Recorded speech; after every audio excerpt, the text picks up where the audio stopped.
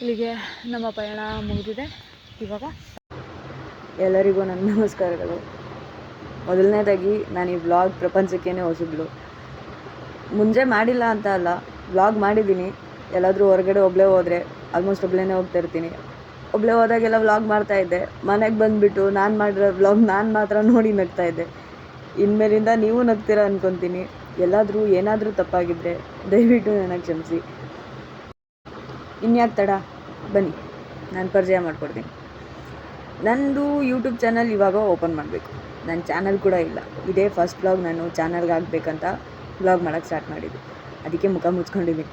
So ನನ್ನ YouTube channel name ಬಂದು UFO ಸಂಚಾರ, ಅಂದರೆ UFO ಸಂಚಾರ. UFO means unidentified object. ನನ್ನ ಮುಖ ಮುಚ್ಚಿ ಗುರ್ತಿಸಿಗದೆ ಇರೋದಕ್ಕೂ ಚಾನಲ್ ನೇಮ್ಗೂ ಸರಿಯಾಗಿ ಸಿಂಕ್ ಆಗುತ್ತೆ. ಇದೇ ಖುಷಿಲಿ ನಿಮ್ಮನ್ನೆಲ್ಲ ಇನ್ನೂ ಹುಟ್ಟೇ ಇಲ್ಲದೆ ಇರೋ ನನ್ನ ಚಾನಲ್ಗೆ ವೆಲ್ಕಮ್ ಮಾಡ್ತಾಯಿದ್ದೀನಿ. Welcome to my YouTube channel UFO ಸಂಚಾರ.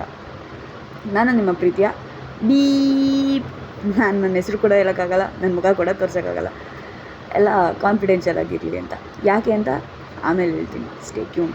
ನಾನಿವತ್ತು ಬಾಗಲಕೋಟೆ ಜಿಲ್ಲೆಯ ಬಾದಾಮಿಯಲ್ಲಿರೋ ಭೂತನಾಥ ದೇವಸ್ಥಾನ ನೋಡೋಕ್ಕೆ ಅಂತ ಬಂದಿದ್ದೀನಿ. ಆದರೆ ಭೂತನಾಥ ದೇವಸ್ಥಾನ ನೋಡೋಕ್ಕಿಂತ ಮುಂಚೆ ನಾವು ಈ ದೇವಸ್ಥಾನ ನೋಡ್ಕೊಂಡು ಹೋಗ್ಬೇಕು. ಇದು ದೇವಸ್ಥಾನದ ಹೆಸರು ನೀವೇ ಕೇಳಿ. ಅದ್ರಷ್ಟೇ ಮಾಲ್ಗಿತ್ತೇಶ್ವರ ಟೆಂಪಲ್.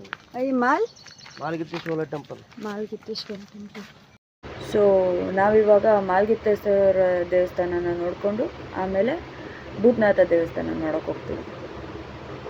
ಈ ದೇವಸ್ಥಾನಕ್ಕೆ ಹೋಗೋಕ್ಕೆ ನಾವು ಇದೇ ರೂಟಲ್ಲಿ ಬರಬೇಕು. ಅಲ್ಲಿ ಸ್ಟೆಪ್ಸ್ ಇದೆ, ಮೆಟ್ಲ ಮೇಲಿಂದ ಬರೋಕ್ಕೆ ಅಲ್ಲಿ ಲಾಕ್ ಮಾಡಿದ್ದಾರೆ ಅಂತ ಹೇಳಿದರು. ಅದಕ್ಕೆ ನಾವು ಈ ರೂಟಲ್ಲಿ ಹತ್ಕೊಂಡು ಬರ್ತಾಯಿದ್ದೀನಿ. ನಾನು ಇಲ್ಲಿಂದ ಮುಂದೆ ಎಲ್ಲಿ ಹೋಗ್ಬೇಕಂತ ಗೊತ್ತಾಗ್ತಾ ಇಲ್ಲ. ಫುಲ್ಲು ಗಿಡ ಬೆಳ್ಕೊಂಡಿದೆ.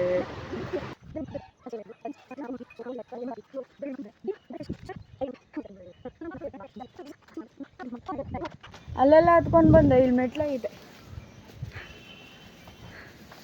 ಜೀವನ ಹಿಂಗೆ ಒಂದ್ಸಲ ಈಟ್ ಫೈಸ್ಟ್ ಡೂ ನಥಿಂಗ್ ಅಂತ ಹೇಳೋದು ಅದಕ್ಕೆ.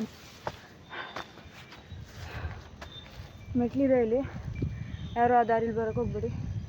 ಬಟ್ ಅದೇನು ಲಾಕ್ ಆಗಿಲ್ಲ. ಅವ್ರು ಹೇಳಿದ್ರು ಲಾಕ್ ಆಗಿದೆ ಅಂತ. ಹೋಗುವಾಗಿದೆ ದಾರಿಲಿ ಹೋಗೋಣ, ಗೊತ್ತಾಗುತ್ತೆ. ಆಗಿದೆಯೋ ಇಲ್ಲೋ ಲಾಕ್ ಗೊತ್ತಾಗುತ್ತೆ. ನೀವು ಈ ದೇವಸ್ಥಾನ ನೋಡಬೇಕಂದ್ರೆ ಬಾದಾಮಿಗೆ ರೀಚ್ ಆಗೋದು ತುಂಬ ಈಸಿ. ಯಾಕೆಂದರೆ ಬಾದಾಮಿಲಿ ರೈಲ್ವೆ ಸ್ಟೇಷನ್ ಕೂಡ ಇದೆ, ಬಸ್ ಸ್ಟ್ಯಾಂಡ್ ಕೂಡ ಇದೆ. ಆ ಬಸ್ ಸ್ಟ್ಯಾಂಡು ದೇವಸ್ಥಾನಕ್ಕೆ ತುಂಬ ಹತ್ರದಲ್ಲಿದೆ. ನಡ್ಕೊಂಡೇ ಬರ್ಬೋದು, ವಾಕಬಲ್ ಡಿಸ್ಟೆನ್ಸು.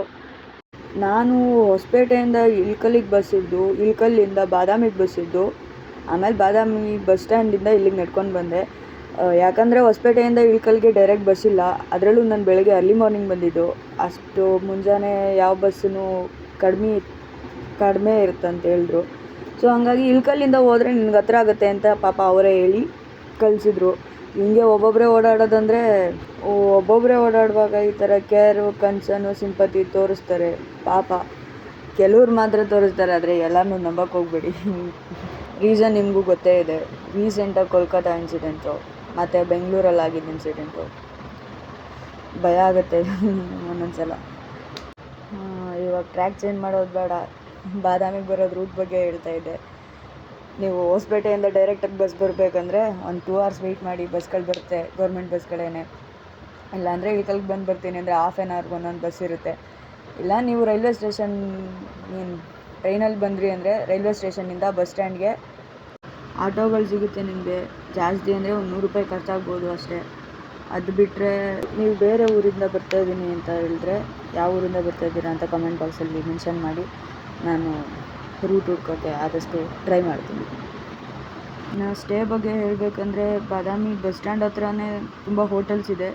ಅಲ್ಲಿ ಸ್ಟೇ ಮಾಡೋರು ಮಾಡ್ಬೋದು. ಇಲ್ಲ ನಾನು ಬೆಸ್ಟ್ ಅಂದರೆ ಹಂಪಿ ಹೋಗಿ ಸ್ಟೇ ಮಾಡಿ. ಯಾಕೆಂದರೆ ಪಟ್ಟದಕಲ್ಲು ಐಹೊಳೆನೂ ಇವತ್ತು ಸಂಜೆ ಒಳಗಡೆ ಮುಗಿಸ್ಬೋದು ನೀವು. ಸೊ ಒಂದಿನ ಈ ಟ್ರಿಪ್ ಮುಗಿದ್ರೆ ಇಲ್ಲಿ ಹೋಟೆಲ್ ಸ್ವಲ್ಪ ಕಾಸ್ಟ್ ಜಾಸ್ತಿನೇ ಇದೆ. ಬರುವಾಗ ಕೇಳಿದೆ, they are costing just for 1 person. ನನಗೊಬ್ರಿಗೇನೆ 1300 ಕಮ್ಮಿ ಮಿನಿಮಮ್ ಸಿಕ್ಕಿದೆ ನನಗೆ 1300. ಸೊ ನಾನು ಪ್ಲ್ಯಾನ್ ಮಾಡಿದೆ ಇವತ್ತು ಸಂಜೆ ಊರಿಗೆ ಹೋಗಬೇಕು, ಇಲ್ಲ ಅಂದರೆ ಹಂಪಿಲಿ ಸ್ಟೇ ಆಗಬೇಕು. ಏಕೆಂದರೆ ಹಂಪಿಲಿ ನಿಮಗೆ ತುಂಬ ಹಾಸ್ಟೆಲ್ಸ್ಗಳು ಸಿಗುತ್ತೆ. ಒಬ್ಬರೇ ಹೋದ್ರಂದರೆ ಅಲ್ಲಿ ಡ್ರೋಮ್ಸ್ ಇದ್ದರೆ ನಿಮಗೆ ಬಡ್ಜೆಟ್ ಕಮ್ಮಿ ಆಗುತ್ತೆ. ಇಲ್ಲ ಗ್ರೂಪಲ್ಲಿ ಬಂದಿದ್ದರೆ ಹೋಟೆಲಲ್ಲಿ ಅಡ್ಜಸ್ಟ್ ಆಗುತ್ತೆ, ಶೇರಿಂಗ್ ಬೀಳುತ್ತೆ. ಸೊ ಇಲ್ಲಿ ಮಾಲ್ಗಿತ್ತೇಶ್ವರ ಟೆಂಪಲ್ನ ನೋಡಿಕೊಂಡು ನಾವು ನೆಕ್ಸ್ಟು ಭೂತನಾಥ್ ಟೆಂಪಲ್ಗೆ ಹೋಗೋಣ. ಬೇಗ ಮುಗಿಸೋಣ ಬನ್ನಿ.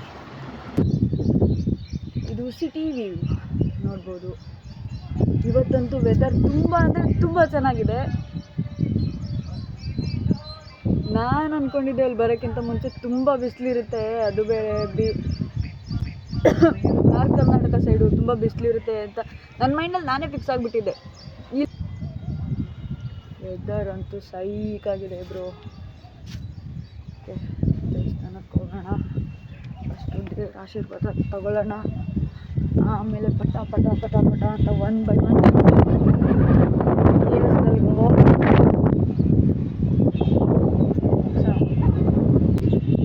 ಇದನ್ನು ನೋಡಿ ಮುಗಿಸಿದ ನಂತರ ನಾವು ಭೂತನಾಥ್ ಟೆಂಪಲ್ಗೆ ಹೋಗಬೇಕು. ಇದನ್ನು ಬಸ್ತಿ ಅಂತಲೂ ಕರೀತಾರೆ. ಇಲ್ಲಿ ನೀವು ಗೂಗಲಲ್ಲಿ ನೇಮ್ ನೋಡ್ಕೊಂಡು ಬಂದು ಇವ್ರ ಹತ್ರ ಕೇಳೋಕೆ ಹೋದ್ರೆ ಕನ್ಫ್ಯೂಸ್ ಆಗುತ್ತೆ.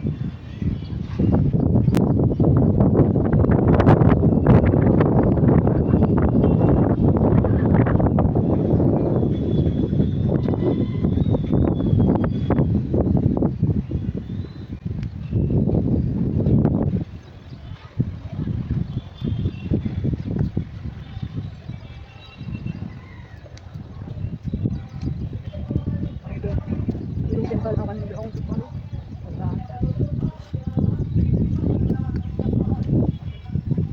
ಇಲ್ಲಿ ತುಂಬ ಟೈಮ್ ಅಂದರೆ ನೆಕ್ಸ್ಟ್ ಪಟಕಲ್ಲೂ ರೀಚ್ ಆಗೋಲ್ಲ.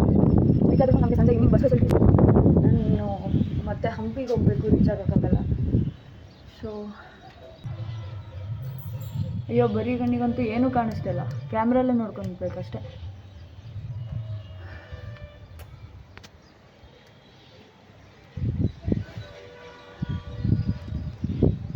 ಮೇಲೇನು ಕತ್ತನೇ ಇಲ್ಲ.